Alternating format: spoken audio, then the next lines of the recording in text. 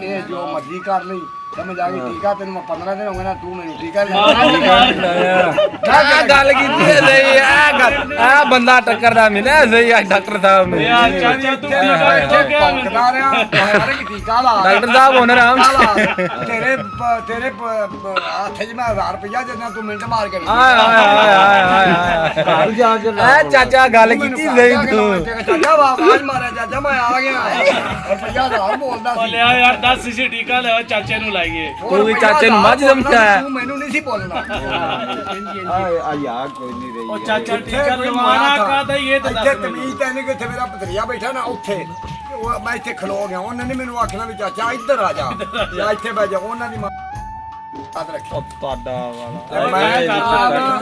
ਉਹਨਾਂ ਦੇ ਹੱਥਾਂ ਨਾਲ ਅੱਖਾਂ ਅੱਗੋਂ ਚੁੱਕ ਕੇ ਸਿਰਾਂ ਤੇ ਟੋਇਆ ਅੱਜ ਉਹ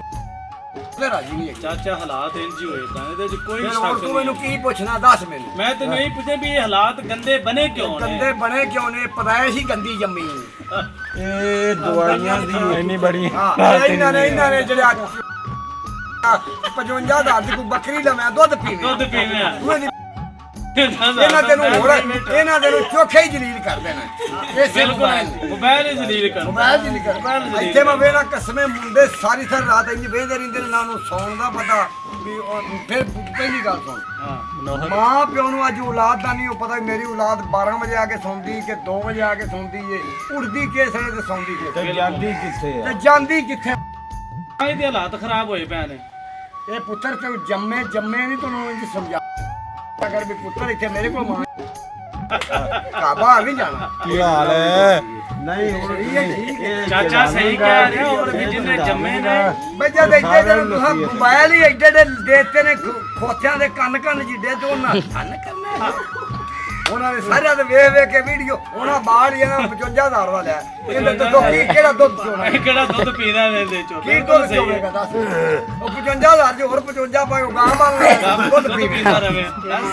ਰਵੇ ਚਾਚਾ ਗਾਂ ਸਾਹਮਣੇ ਕਿੰਨੀ ਸੀ ਪਹਿਲਾਂ ਦੱਸ ਹਾਂ ਸਾਹਮਣੇ ਤੂੰ ਸਾਹਮਣੇ ਦੁੱਧ ਕਿੰਨੇ ਸਾਹਮਣੇ ਅਸੀਂ ਕੰਮ ਨਹੀਂ ਕਰਦੇ ਅਸੀਂ ਪੜਦੇ ਪਿਆ ਨਹੀਂ ਮੋਬਾਈਲ ਚੋਂ ਕੀ 2 ਹਫ਼ਤੇ ਬਾਅਦ ਘਰ ਆਈਦਾ ਇੱਥੇ ਬੰਦੇ ਮੇਰੇ ਖਿਆਲ ਅਫਸਰ ਭਰਤੀ ਹੋ ਗਏ ਨੇ ਮੈਂ ਪੱਠੇ ਵੇਖੇ ਨੇ ਲਿਆਉਂਦੇ ਮੁੰਜੀਆਂ ਵੀ ਲਾਉਂਦੇ ਵੇਖੇ ਨੇ ਤੇ ਉਹ ਅਫਸਰ ਭਰਤੀ ਉਹਨਾਂ ਦੇ ਪਹਿਲੇ ਹੁੰਦੀ ਹੈ ਨਾ ਨਹੀਂ ਹੈਗੇ ਤੇ ਬਜ਼ੁਰਗ ਨੂੰ ਪੁੱਛ ਲੈ ਜਿਹੜਾ ਕੋਲ ਬੈਠਾ ਜੀ ਬਜ਼ੁਰਗੋ ਦੱਸੋ ਤੁਸੀਂ ਅੱਜ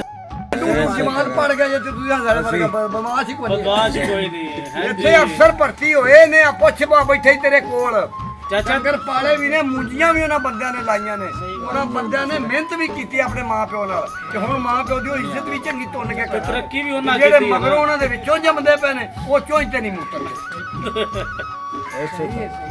ਉਹ ਤਾਂ